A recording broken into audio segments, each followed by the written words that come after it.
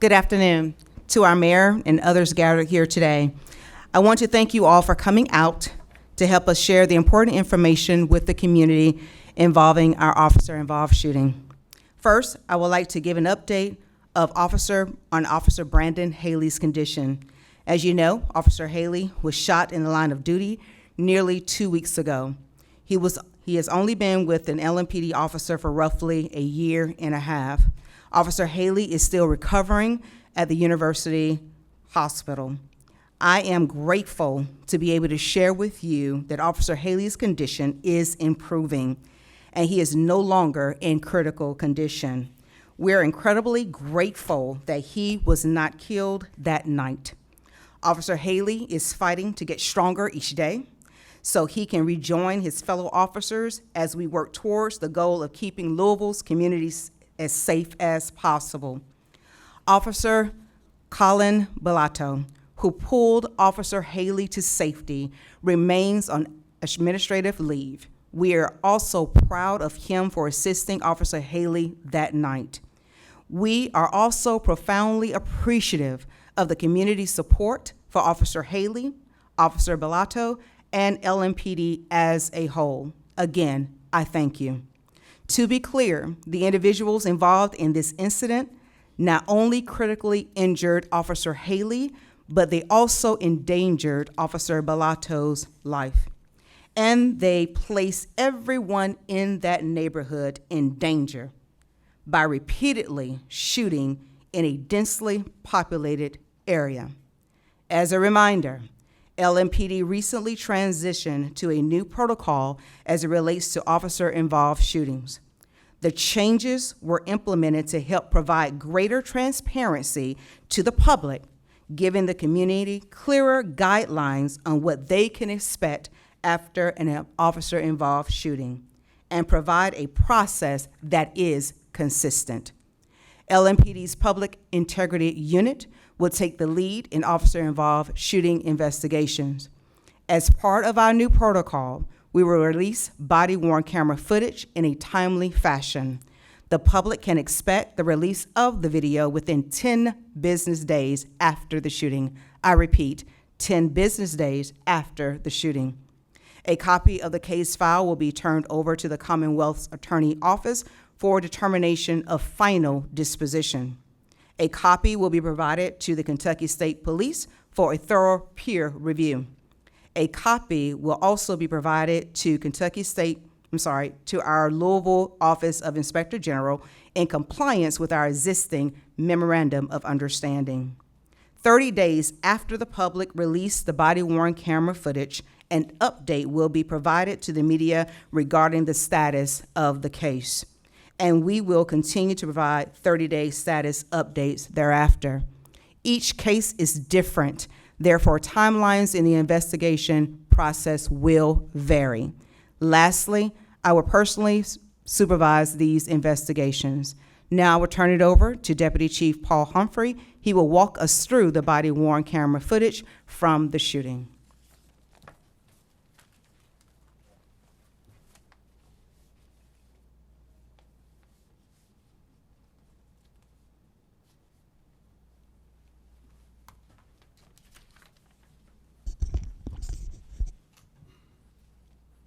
Okay. On September 7th at approximately 2:30 a.m. at the intersection of 38th and Kentucky, a vehicle was observed traveling southbound on 38th Street and turned westbound on Kentucky. It was a white vehicle. It was approximately 2 blocks ahead of Officer Haley. The vehicle then turned with no lights on from Kentucky to southbound on 40th Street. As Officer Haley approached the intersection, when he observed the vehicle had already come to a stop on the west side of the street on the sidewalk. Officer Haley called off that 2 subjects were running from the vehicle and exited his marked police car in uniform.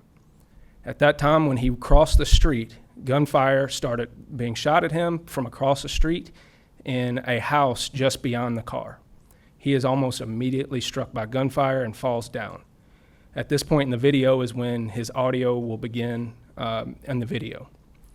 When he is struck by gunfire, he falls and returns fire. He tries to get up while still being shot at, and then he falls again. He then gets up, crosses the street, and falls in a yard across the street under a little bit of cover.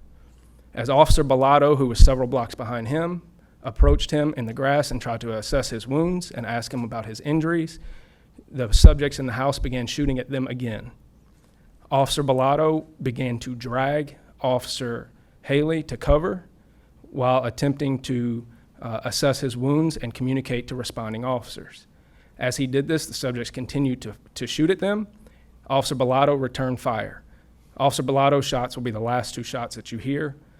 He then drags Officer Haley again, all the way almost an entire block to safety.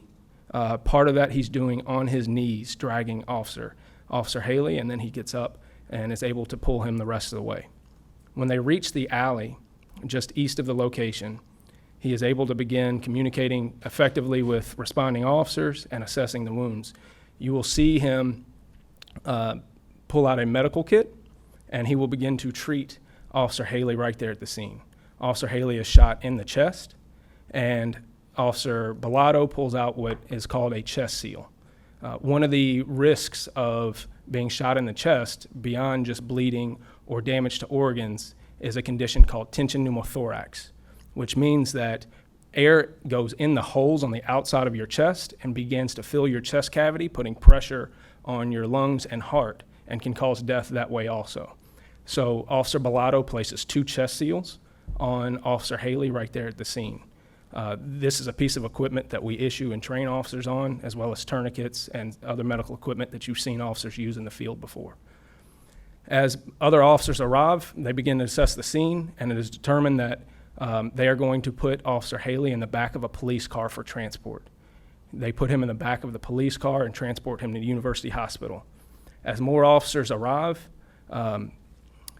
SWAT and H&T, our hostage negotiators, arrive as well, and it's a very chaotic scene because the 2 officers that are primarily involved in this, being Officer Haley and Officer Bellotto, are not able to communicate because they're going to the hospital. It is very chaotic and confusing as to exactly what's going on, besides for a basic suspect description and where those suspects are, as they were also a block away when he's giving out this description of where the shots were coming from. After a long standoff, several hours later, 5 suspects are taken into custody and numerous guns are recovered from that scene. This is an ongoing investigation, and many of the facts of this case are still to be determined. As such, we will not be able to answer too many specific questions about the investigation. When it comes time to answering questions, we can answer general questions or clarifying questions about what you see on the video. So what you'll see on the video shortly after this, as you can see right now, we have up a QR code on the screen that links directly to this case for PIU. If you have any videos or any information related to this case, you can click on the QR code or you can contact 574 LMPD. As far as the actual video, what you're about to see will be 3 videos simultaneously. You will have Officer Haley's body camera video, you will have Officer Bellotto's body camera video, and you will have Officer Haley's in-car video. These will play simultaneously, and as each of those no longer become relevant because of the scene, they will drop off. You will eventually have just the 2 body cameras because they're no longer in front of the car, and then you will have just Officer Bellotto's body camera because Officer Haley's is laying on the ground. You can't see anything. Part of this video has been redacted, partially for sensitivity reasons, but primarily to protect the integrity of the ongoing investigation.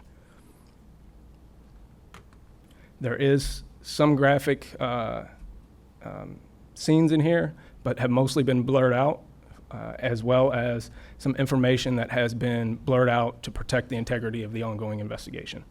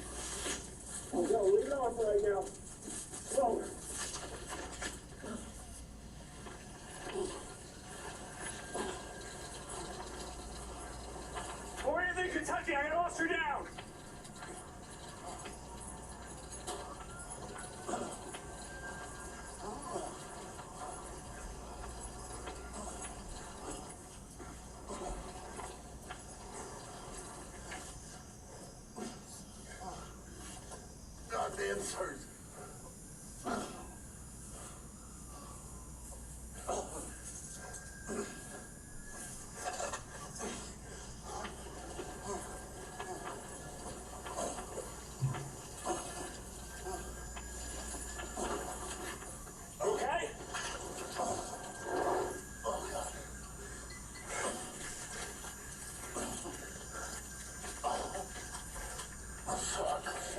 Step it up. I need more cars.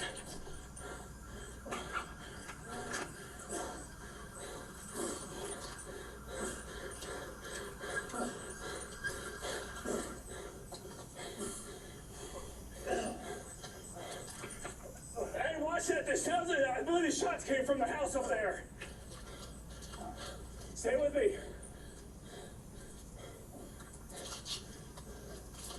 Hey, watch your back. Cover that. One of those houses over there. The shots came from the front door.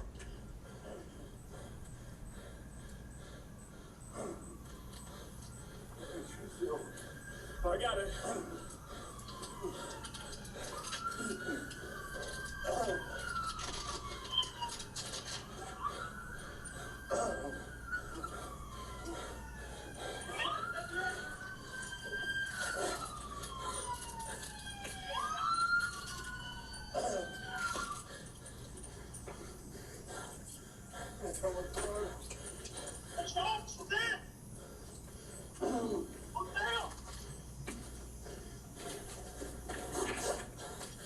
Stay with me. Hey, we're gonna be on Kentucky right up here in the alleyway. I got an officer with a gunshot wound to the chest.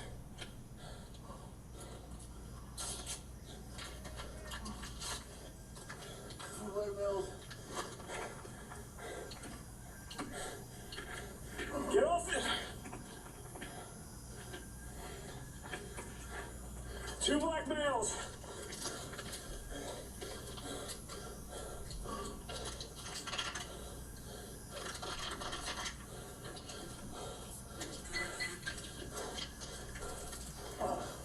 Haley, stay with me, bud.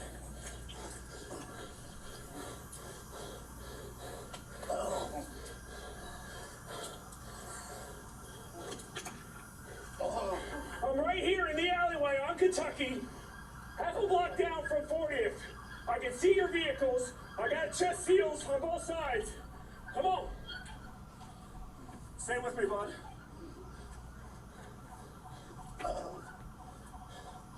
You hit anywhere else? No. Are you sure?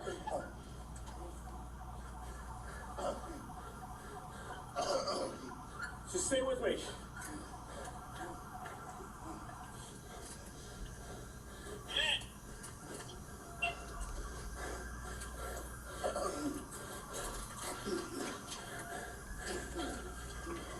Hey, come on, give me right down here.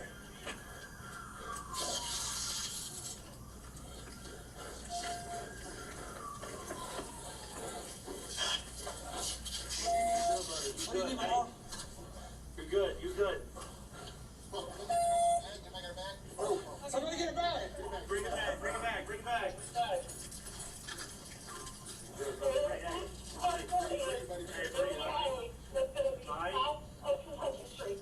Breathe, brother, breathe. Breathe. In the house right up there. Did you check his back? What? Did you check the back? Yeah, I got it. What? Wait. Right here. Stop.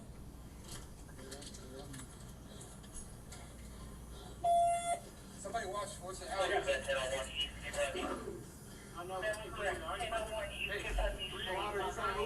No, just look.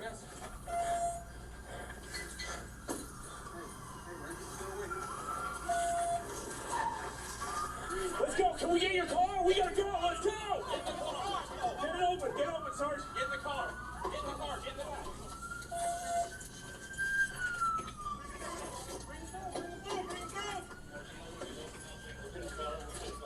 Get out of the way. Everybody out of the way. Get in the back. I'm working on it. Hey, Sarge, watch this house. Or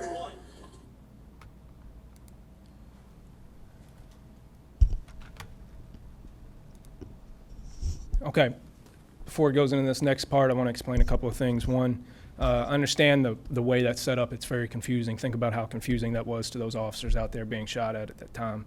Officer Bellato dragged him for almost a block while being shot at and on his knees. His poise in that situation absolutely was critical to getting responding officers there.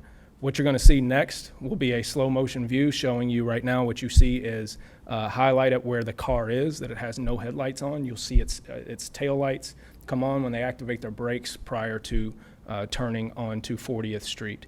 The next view that you'll see after that will be a slow motion view from the dash cam of Officer Haley that shows him being shot at while he's laying on the ground. You will see several bullets kicking up around him. Those will be the sparks that you see on the ground, and how truly fortunate we are that this wasn't even more tragic than it already was. And then you will see a clip from the raw that is attached to the end just of Officer Haley's body camera.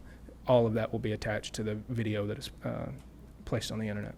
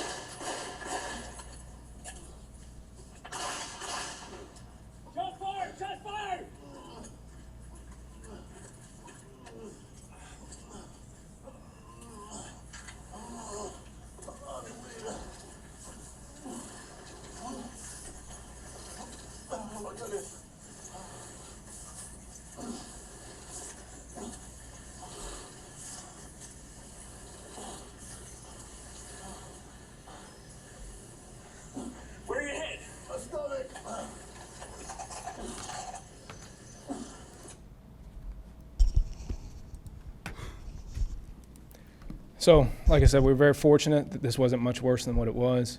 We were very proud of these officers. For Officer Bellato to do what he did going into gunfire after an officer's already been shot, the strength to drag an officer, 200-pound man with gear on, for half a block on his knees while being shot at, to be able to have the poise to communicate and explain to officers what they were responding to. You can see the chaos at that scene and how proud we are of their actions that night in their efforts to keep Louisville safe. Prior to turning over to the mayor, I will explain again that this is an ongoing investigation, and we can only answer clarifying or general questions, nothing specific to the facts of the investigation that we know at the time. Thank you, Chief and Deputy Chief. I think everyone who watches this video will agree with me that this is incredibly difficult to watch. However, we also see the bravery that, in this case, Officer Haley and Officer Bellato exhibited in this early morning interaction. I thank them. We're continuing to pray for Officer Haley's continued recovery and thank them for their bravery and heroism. This is the bravery that every man and woman who is part of LMPD exhibits every day, and I want to thank them for their service as well.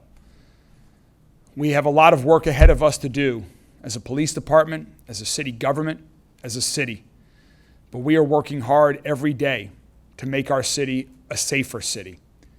And to do that, we need the public's help as well. We are taking a lot of steps. LMPD, under the leadership of Chief Gwinn-Villaroel, our city government, are taking a lot of steps already to regain any trust that was lost by our community, to strengthen the bonds between LMPD and the entire community that we serve. Releasing officer-involved shooting video footage within 10 days is part of that effort to increase the amount of transparency we have with our police department and city government overall, and to continue to rebuild that trust with the entire community. I asked for the public's help on this case and others. As you saw earlier, there was a QR code that could be scanned to provide any information about this particular incident. Whether it's for this or others, we are asking for the public's help. We have an anonymous phone number, 574-LMPD. You can also call Crime Stoppers, 582-CLUE, C-L-U-E. Either one of those approaches, or by scanning the QR code, can provide anonymous information that can ensure we bring justice for the families and victims of every victim of gun violence and violent crime in our community. Again, thanks to everyone at LMPD, and we continue to pray for Officer Haley's full and complete recovery. Deputy Chief. Any questions? Yes, sir. Deputy, you mentioned 5 suspects taken into custody. Have there been any arrests? So the question was, of the 5 suspects taken into custody, have there been any arrests in this case? They are all persons of interest, but everything specific to their charges and is part of the ongoing investigation. Then is the answer no. Everything specific to that is part of the investigation. Are people, these 5, are they being charged in connection to this? They have not been charged with this shooting. Can you name that 5th suspect that was arrested? No, not off the top of my head. Was there anything suspicious in the area that the officer may have been aware of? Any calls for service? Anything that he noticed about the vehicle? So because of the condition of Officer Haley, we have not been able to talk with Officer Haley, and those specifics would be part of that investigation that we can't disclose right now. But I think it's important to note that this is 2:30 in the morning, and Officer Haley is out here doing police work. That's absolutely what we need, and it's what we expect of our officers to protect this community, whether it's 2:30 in the morning or 2:30 in the afternoon. We want officers who are going out here and trying to take bad people and illegal guns off the street. We have to have that in order to keep this community safe. It's our duty, and it's the oath that we take. So it's very, very important, and it's not just the bravery of Officer Haley and Officer Bellato that you saw, but it's every officer that does this all day long, as what the public needs to understand. That's very, very important. None of these officers that go out here and do this on a daily basis know what they're walking into, yet they continue to do it because they understand the importance of keeping the community safe through effective policing. Does that answer your question? For the mayor, Okay. if I may. Mayor, we just heard you ask the public for help, but in our investigation shortly after this incident, we discovered that one of the suspects that was arrested had been on HIP, arrested more than 20 times, and had just previously been arrested in June for fleeing and evading police and other felonies. Do you have any concerns about the judicial system's role in keeping the public safe? Improving public safety in Louisville is certainly a team effort, and the judicial branch and judges play a key role in that effort. And that's why the chief and I have had many conversations with judges and will continue to have conversations with the judicial branch about how we can partner together.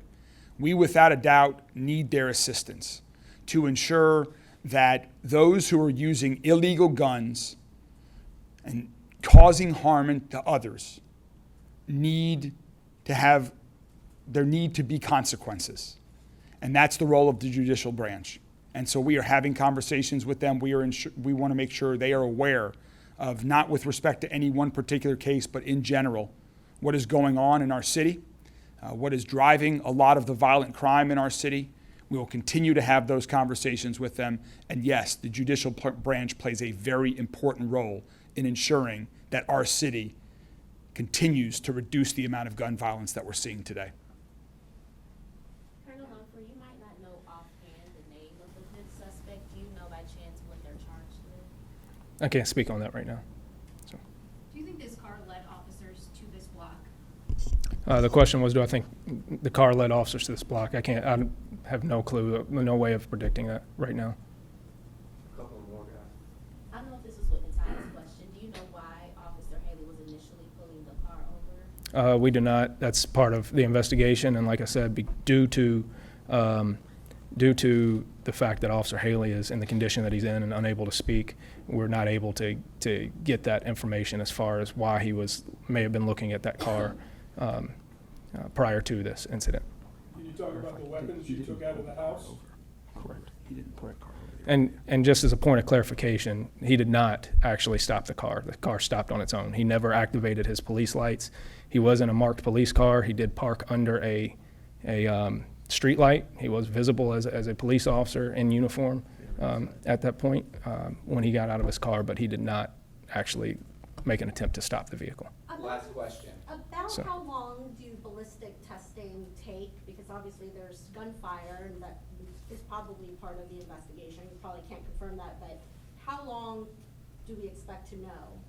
So that can be anywhere from days to weeks. It just depends on the specifics of the case and what's going on at the lab at the time. I think we had one right there. Yeah, just, can you talk about the weapons that you took out of the house? The weapons that we took out of the house, I'm not able to discuss those. They're specific to the investigation. Yes, sir. Thank you all. Thank you. Thank you all very much. Thank you.